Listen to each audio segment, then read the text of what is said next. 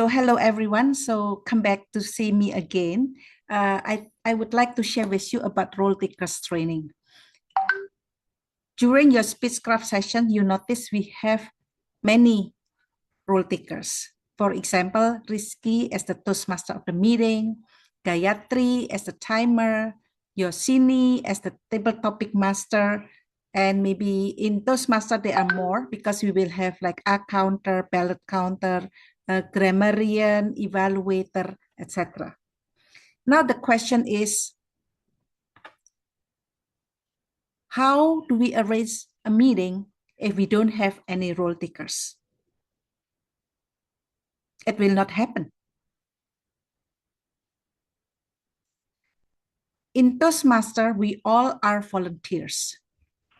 None of us are getting paid, get paid.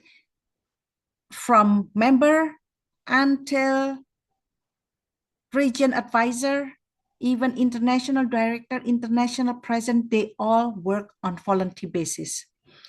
The person who are paid, or the people who are paid, are only those people who work in the head office. They are the administrative people. For example, you pay your dues to pay their salary, to pay the IT, the website, the education, etc. But for the officer, all are free. For example, I and Gayatri are executive officer because in each club we have committee, executive committee. We have committee in club, area, division, district, and then later we have region, and even we have international director, etc. Those, we all are volunteers. So let's see that we ask you to join Toastmasters. I ask you to join Speechcraft. Do I get compensated? Do I get any incentive? In terms of money, no. We like people to join Toastmaster because we would like to share the benefits of Toastmaster, because we have felt the benefits of Toastmaster. And in fact, being a Toastmaster member for 6 years, I see the impact of Toastmaster have in people life. I see the transformation in front of my eyes. People who have no confidence, people who feel like they are nobody, people who feel like they should advance more, but they don't have the courage, they prosper. And we can see the transformation because from those of them who are new, and then later on when they become Toastmaster member, we can see the difference in 1, 2, 3 years. Of course, nothing is instant because you have to be consistent. Now the question also, how often do I have to deliver a speech? The more you deliver your speech, of course, the better you are and the more improvement you get. For me, at some time, I deliver my speech like 1 week can be 3 speeches. But for you, if you want to take a leisurely pause, maybe at least every 2 weeks. If you can do once a week, that's great. Now coming back to the role takers. When you deliver your speech, there are many role takers to make the meeting happen. So when you do not deliver your speech, we expect you to take turns to be a role taker so that somebody else can deliver their speech. Do we all agree on this? Yeah. And also in your base camp, when you look at your assignment, what you have to complete in each level, there are requirements that you have to complete a certain roles. For example, in level 1, I think you could be a timer, could be an hour counter, and then in level 2, you have to take some role. But you don't have to follow that. I mean, those are the requirements, the minimum, but you can do more. It doesn't mean that in one level, you just do 2 roles. You can take roles in every meeting. We expect you to take roles because not only it will benefit your fellow members, it will benefit you as well. Now the question is, how do I take the role? So in this session, I will try to help you to be comfortable in taking the role. Because for me, I have experience at that time, nobody really guide me. So I was kind of wondering and nervous at the same time when I take a role, what should I introduce myself? How to do it? I self-learn, but I would like to share with you on what I learned, and hopefully you can take it and really expand with it. Not just, this is just my experience, but you can always expand, as big as you can. Now, there are a few roles in a meeting, but I would like to suggest that you take the easiest first. Maybe your question is, which one are the easiest? Let me share a screen with you. Here, I put 1, 2, 3, 4, 5. I will share this folder with you later on in the group. Yeah. I would suggest, I think ballot counter is easy. Timer, and then grammarian, a counter, and then the actually general evaluator and Tom. I think Tom is easier, I would say. General evaluator and basically like general evaluator, Toastmaster of the meeting, table topic master, they both are equal. But general evaluator, I would say, is probably last because you have to understand everything. You have to evaluate the meeting from the beginning to the end. But if you have the courage, please do so. You can jump in any of the roles. You don't have to think, oh, I have to do this, 1, 2, 3, 4. No, let's say that you want to be a Tom. I think, for example, I think Putty, I really admire Putty. Putty, I think in a short period of time, she become Tom, Toastmaster of the meeting.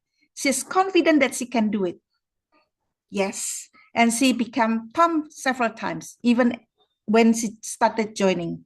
And also she became general evaluator, even before she take the timer or a counter. So you can take any roles, yeah?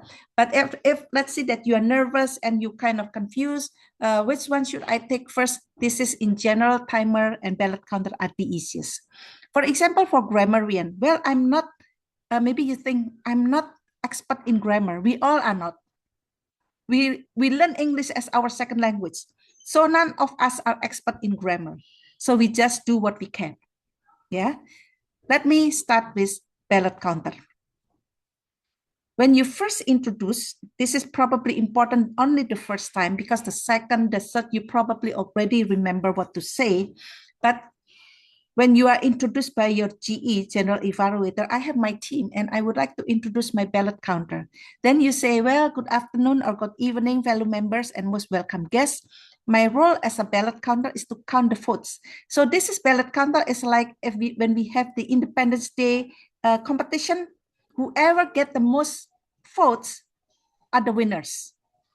Yeah, so basically that's your job, just to count how many votes to find or to determine the most favorite speaker in table topic, evaluator, or in prepared speech. Yeah.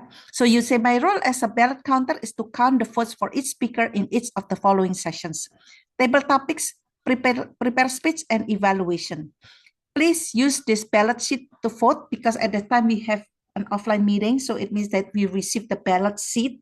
But nowadays with the online meeting, we can use a Zoom meeting for the ballot, for the poll. We can use the easy poll. We can use the straw, I think. You can use any method or you can use Google form. It's up to you on how you want to collect your votes. Yeah. Some people use just DM me directly. You can also do that. So it's really up to you. As long as you can collect the vote who is the best table topic, the best prepared speech, and the best evaluator.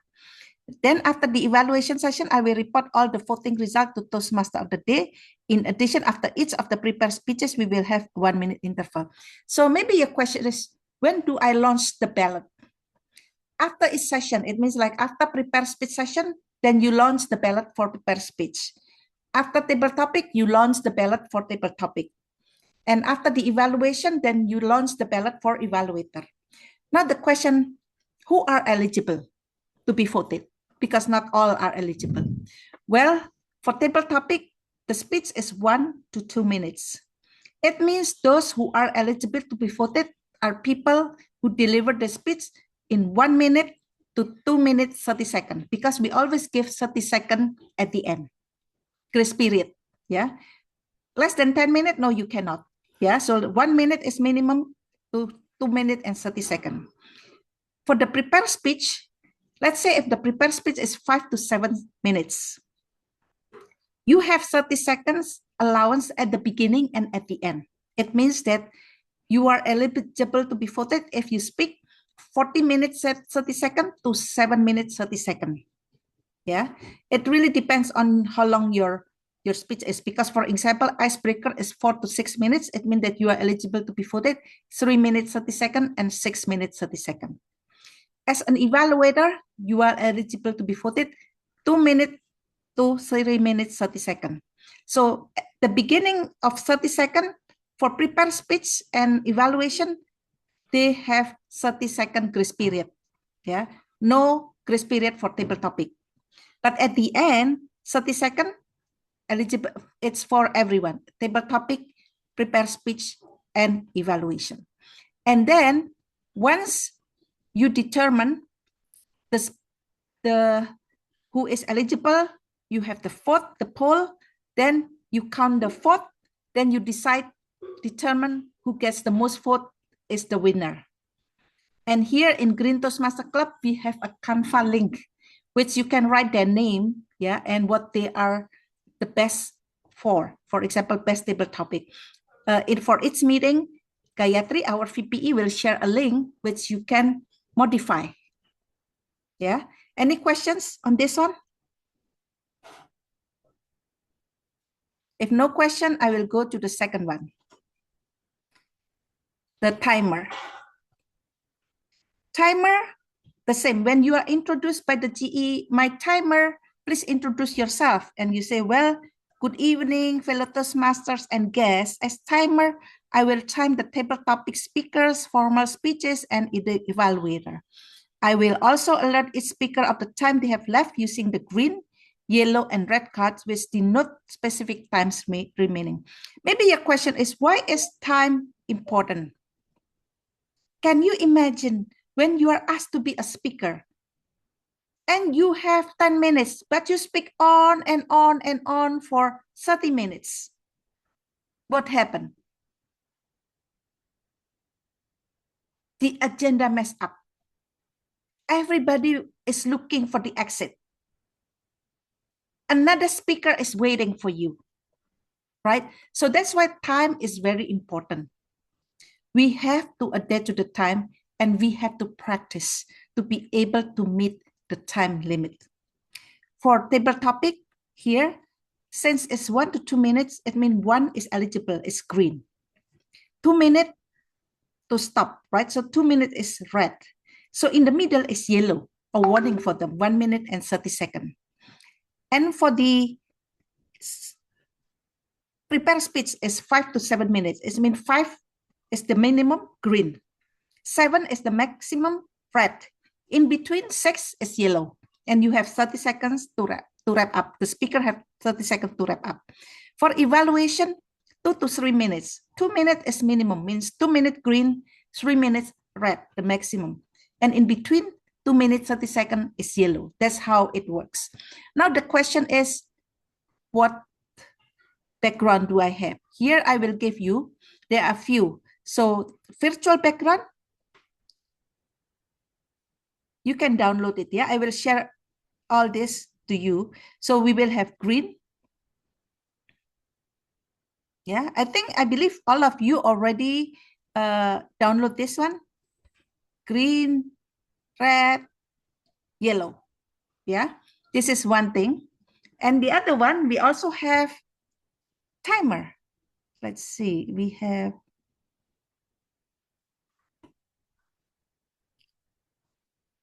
timer which can, let's see, this is Zoom background. Oh, this is our like this one, the banner, yeah, the banner background. And then we have video as well. This one, video. It means like you don't have, it will automatically work. For example, if we have table topic. Okay, when you say go, it will, it will count on itself. And it will change to green or to yellow automatically. For example, here, green, and then it ran and until 1 minute and 30 seconds, yellow, and then later on, red. So it's the same. It will automatically, you don't have to time it with your stopwatch. And then the next one is grammarian. Grammarian, there are three things which you have to pay attention. One is the grammar itself. If you are introduced, is here. Yeah, it's the same. Like you pay attention to the grammar, but there are three things, which is the word of the day. How many? But in our meeting, word of the day is counted by a counter. So grammarian is not counting the word of the day, but grammarian count about the grammar that people use. Are there any mistake? What are the suggestions? Maybe the words, pronunciation, and also the words that you like. Good phrases, good words, then you can highlight that. You can make it interactive as you like. And then the next one is a counter. Why do we need to count a counter? Why do we need to count our a? Have you ever listened to somebody who speaks with too many a and what do you feel when you listen to that speech? It's distracting, right? It doesn't sound professional.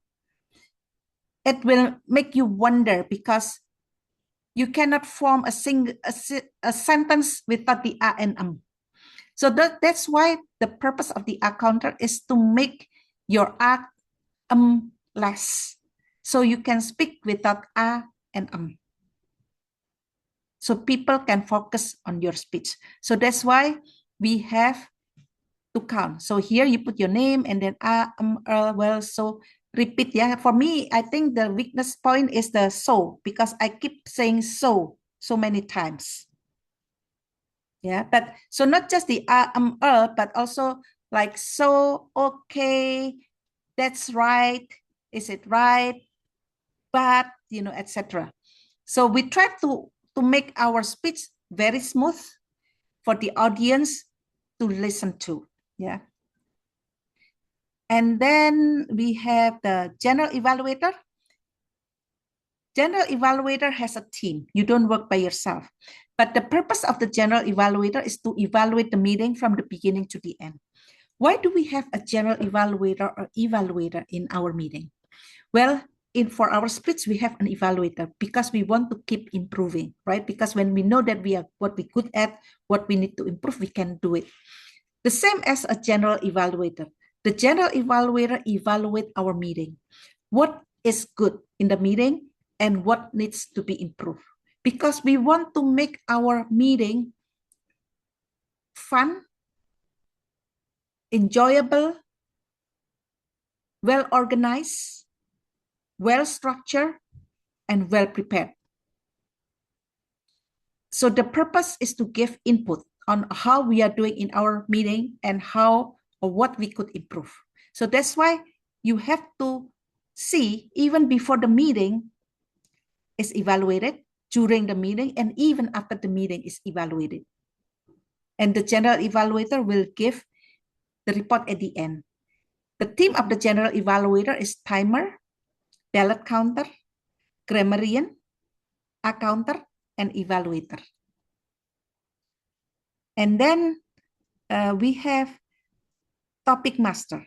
Topic master is like the table topic master, the same like what Yosini is doing today. Basically, you give questions to the audience for them to practice their impromptu speech.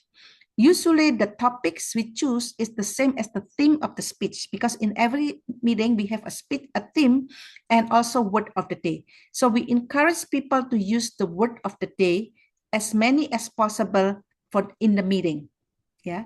So you can either have table topic can be variety. It doesn't have just questions. You can have a slide, you can have a game, you can also just read the questions. You can be creative on what you want to be. What is important is for us to learn impromptu speech. Yeah. And then the last one is Toastmaster of the Day. If you know, Toastmaster of the Day is like an MC in a meeting who guide the meeting from the beginning to the end and transition to call for its role takers or participants. So the role of a Toastmaster of the Day is very important because it will determine the vibe of the meeting, the energy of the meeting. Because when you have a party, for example, or a meeting, when you have an MC who can, for example, make a joke or maybe can sing, what they try is to make the meeting lively. So everybody enjoy and they come back to the meeting. And also to call the role takers so that the meeting runs smoothly. That's the purpose of the Toastmaster of the meeting. I will share all of this with you. And you can look at it, learn from it when it's the first time for you to be a role taker. I think this is only important when you are the first timer of role taker, because after the second, the third, you don't really need it because you can just say it from your heart because you already know. Yeah. And then for the new member resources, I share here. This one is my timeline, which I share with you today about the template of the my timeline of the pathway. And then there are a few of the new member resources, like some of the video. This is an old one. And this is like done when I was in Maranatha, like the start learning role takers, and then to help you in progress in your pathway, to help you improve your speech, etc. So this is resources. And also we have Toastmaster Intro to Toastmaster Pathway 101. This is done by one of our member in Maranatha at that time. So I will give you the link for the whole folder. And for the timer background, please do download in your Zoom because everyone will need it. And when you are a role taker, put it down in your timeline because I think later on you may need it. Basically for me, I put everything, every role, every training, every meeting that I attend. Even if I don't have any role, I'm just a participant, I just write it down in my timeline. I think that's all for the role takers. So role takers are an important part of being a Toastmaster and in the Toastmaster meeting.